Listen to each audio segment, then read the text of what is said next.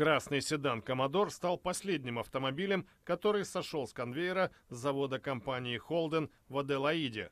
Поставлена точка в почти столетней истории этой отрасли промышленности в Австралии. Ранее свои заводы закрыли Ford и Toyota.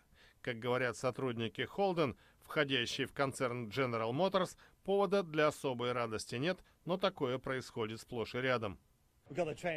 Отправимся в центр занятости, посмотрим, что предлагают, пройдем переподготовку. Надеюсь, у правительства найдется что-нибудь для нас. На руководство страны ложится непростая задача – помочь увольняемым в поисках работы в ключевом для предстоящих выборов регионе. Премьер-министр Малкольм Тернбулл знает об этом лучше многих.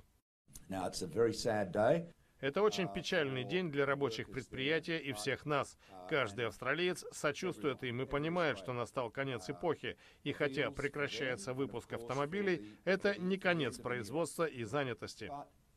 Штат Южная Австралия власти собираются превратить в центр военной промышленности. Здесь будут строить новые фрегаты, подводные лодки и бронетехнику.